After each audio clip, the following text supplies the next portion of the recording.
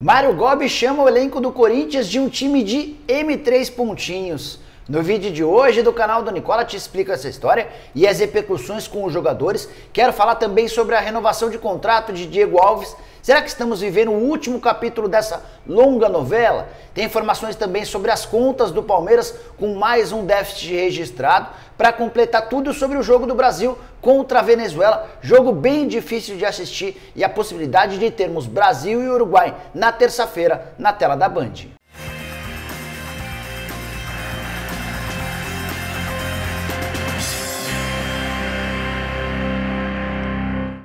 Fala aí pessoal, sou o Jorge Nicola, bem-vindos a mais um vídeo do canal, bem legal ter vocês por aqui. E antes de passar todas as informações que eu prometi agora há pouco, queria pedir para você se inscrever no canal do Nicola, super fácil, é só apertar esse botãozinho vermelho de inscreva-se. Já ultrapassamos 900 mil inscritos, a caminho de 1 milhão de inscritos e vai rolar uma live cheia de prêmios quando a gente bater esse número. Queria lembrar também que você pode virar membro do canal do Nicola, aqui embaixo na descrição tem um link, você clica lá, escolhe um dos 5 planos e passa a ter várias vantagens, como, por exemplo, participar do bolão do Nicola, que dá ao vencedor uma camisa oficial do time do coração. Acabou de acabar o primeiro bolão, já temos um vencedor, o Flávio Furtado, e agora a gente começa outro. Basta você ser membro do canal do Nicola para participar do bolão. Bora começar o vídeo falando sobre a vitória da seleção brasileira por 1-0 contra a Venezuela na noite dessa sexta-feira em jogo das eliminatórias. Jogo bem difícil de assistir. Comecei a partida ao lado dos meus 2 filhos, mas já no final do primeiro tempo estava sozinho no sofá da sala, os meninos acabaram indo fazer outra coisa. Tamanha dificuldade da seleção em entrar na defesa da Venezuela e de criar chances reais de gol. Faltou criatividade, faltou triangulação pelos lados do campo, faltou movimentação e faltou também jogar bem. A seleção não convenceu, só ganhou porque no segundo tempo o Firmino conseguiu empurrar para dentro uma das poucas chances criadas. A vitória manteve o 100% de aproveitamento da seleção brasileira nas eliminatórias. É a única seleção com 9 pontos conquistados em 9 disputados, mas na próxima terça-feira, enfim, teremos um adversário complicado, um adversário de verdade. Jogo em Montevidéu contra a seleção uruguaia.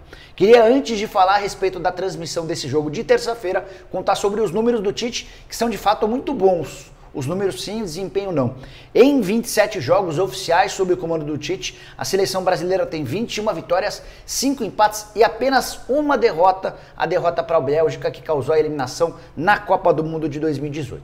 O saldo de gols é positivo em 54, ou seja, a seleção marcou 54 gols a mais do que sofreu para fechar em 20 partidas, não tomou gols. Das 27 exibições da seleção sob o comando do Tite, foram 20 clean sheets. Mas continuo esperando bem mais dessa seleção. Bom, ficou faltando falar a respeito do jogo de terça-feira. Você sabe, jogo fora de casa, a Globo não tem direito de transmissão das partidas do Brasil como visitante nas eliminatórias e até esse momento não há definição de onde o jogo vai passar.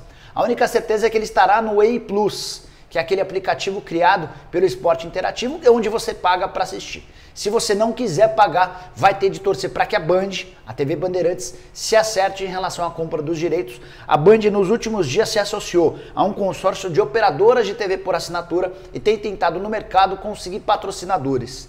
Se ela obtiver um número X de patrocinadores que lhe garantam a possibilidade de comprar o direito de transmissão, isso vai acontecer. Então, nesse exato momento, ou a gente assiste na Bandeirantes, se a Band conseguir dinheiro para comprar o jogo, ou teremos de assinar o Way Plus para assistir a Brasil e Uruguai. Ou então, se você não quiser gastar dinheiro, vai ter de ouvir pelo rádio, transmissão ao modo antigo, daqueles tempos em que a gente não tinha TV, nem TV por assinatura. Bora falar agora sobre o Campeonato Brasileiro e os impactos do coronavírus. Muitos impactos, são 41 desfalques, sendo 39 jogadores e 2 treinadores na rodada desse fim de semana. Uma rodada bastante concentrada no sábado, não haverá jogos no domingo por causa das eleições. Dos 20 times da Série A, 12 têm pelo menos um problema em relação à Covid-19. E aí o caso mais grave é o do Santos, que perdeu 11 atletas e mais o técnico Cuca, todo mundo testou positivo. Até o Cuquinha, que é irmão do Cuca e auxiliar, também não estará à disposição. Outro caso preocupante é do Curitiba, com 7 problemas, além do técnico Rodrigo Santana. O Palmeiras aparece com 5, Vasco com 4. O Corinthians acaba de perder Matheus Vital e Jô, são 2 desfalques importantes, num total de 13 ausências do Corinthians, pelos mais variados motivos, 2 deles por causa da Covid.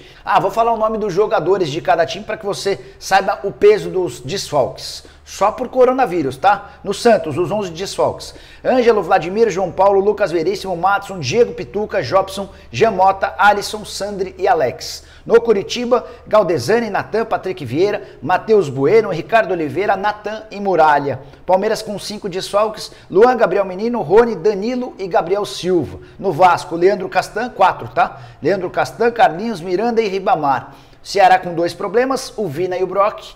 O Internacional com 2 problemas também, Nonato e Patrick. O Corinthians não vai ter o Jô e Matheus Vital. Fluminense, 2 desfalques do Fernando, Pacheco e do Iago. Agora todos os times com um desfalque. O Atlético Mineiro com o Sávio, o menino de 16 anos. O Botafogo não terá o Erley. O São Paulo perdeu o Tietê. O Sport não poderá contar com o Rafael Thierry. E aí os times que não têm desfalques por causa da Covid. Olha que são poucos: Flamengo, Grêmio, Bragantino, Fortaleza, Bahia, Goiás, Atlético Paranaense e Atlético Goianiense, levantamento feito pelo Globoesporte.com.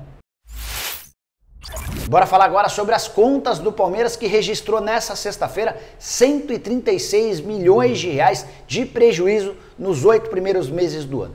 Houve uma reunião do COF, o Conselho de Orientação Fiscal, para aprovar o balancete referente a julho e agosto. Esse balancete foi aprovado, apesar de um prejuízo no período de 21 milhões de reais, que se somam aos 105 milhões dos 6 primeiros meses do ano e chega a esse número de 136 milhões no vermelho. Você pode estar se perguntando por que de tanto prejuízo. Isso tem tudo a ver com a pandemia do coronavírus. Foram várias as perdas de receita, com sócio torcedor, com bilheteria, com televisão, além de uma série de outras pequenas coisas. É importante contabilizar ou registrar que nessa grana, nesses 136 milhões no vermelho, ainda não estão contabilizados os quase 100 milhões de vendas de jogadores. O Palmeiras saiu negociando atletas recentemente e esses 100 milhões vão entrar apenas no próximo balancete referente aos meses de setembro e outubro. Então é possível que exista um abatimento desses 136 milhões de reais, embora o Palmeiras continue registrando prejuízo. Ele gasta mais do que arrecada nesse ano de 2020 por causa dos impactos do coronavírus. O Palmeiras, pela primeira vez em muito tempo, vai fechar o ano no vermelho, mas aí também tem que colocar na conta da pandemia do coronavírus. Bora falar agora sobre a longa e chata novela a respeito da renovação de contrato entre Diego Alves e Flamengo. O que pode ser o último capítulo dessa novela é o fato de o Eduardo Maluf, empresário do Diego Alves, ter viajado ao Rio de Janeiro. Ele deve se encontrar ao longo do fim de semana com os representantes do Flamengo, com os dirigentes do Flamengo, para tentar chegar a um acordo. O que está pegando nessa história? Aí tem por trás disso uma queda de braço entre o Marcos Braz e o BAP. Isso porque o Braz, que é o homem do futebol, vice-presidente de futebol do Flamengo, já chegou a um acordo com o Diego Alves. Tempo de contrato, 2 anos, aumento de salário menor do que o Diego Alves queria, mas um reajuste em cima dos 700 mil reais por mês. Esse contrato foi submetido à aprovação do Departamento Financeiro e do Departamento Administrativo e houve um veto dos dirigentes do Flamengo em relação a esse acordo fechado pelo Departamento de Futebol. Isso é muito raro acontecer no futebol, praticamente não acontece. Isso só aconteceu porque o BAP, que é um homem forte, ligado ao presidente Rodolfo Landim, não aceitou o reajuste oferecido pelo Flamengo, e olha que nem era um reajuste que o Diego Alves queria. O goleiro estava exigindo R$1 milhão por mês de salário, o Flamengo fechou por números bem inferiores. Uma pergunta que você pode estar se fazendo é, mas por que o BAP teria rejeitado esse contrato? Existem alguns motivos para tentar, por exemplo, desmoralizar o Braz. Pega muito mal para o diretor de futebol quando acontece uma situação como essa. Outro ponto é que vale lembrar, depois que o BAP cornetou o Lincoln pelo gol perdido no Mundial, você vai lembrar dessa história, o Diego Alves foi um dos poucos líderes do elenco que saíram em defesa do Lincoln publicamente e cornetou o BAP. Pode ter sido a vingança do vice-presidente de Relações Externas. Com a ida do Eduardo Maluf ao Rio de Janeiro, a expectativa do Braz e do Bruno Spindel, que é seu braço direito, é de que possa se chegar a um outro acordo, com o Flamengo pagando um pouco menos daquilo que havia sido prometido ao Diego Alves.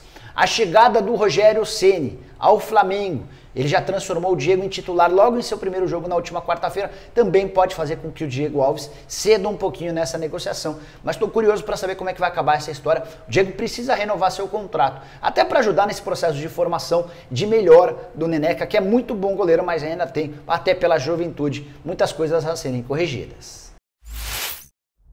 Bora fechar o vídeo te explicando em que contexto o Mário Gobi, que é candidato à presidência do Corinthians, chamou o atual elenco de time de M3 pontinhos. Declaração que repercutiu muito mal com os jogadores. Já tem atleta importante assegurando que se o Gobi for eleito, vai cobrar explicações do presidente, do futuro presidente no caso, né? Bom, a Gaviões da Fiel, que é a principal torcida organizada do Corinthians, tem realizado entrevistas, lives com os 3 candidatos. Com o Duílio Monteiro Alves, que é o candidato da situação, com Augusto Melo, que é o único candidato da oposição, e também com o Mário Gobi, que é um candidato de terceira via.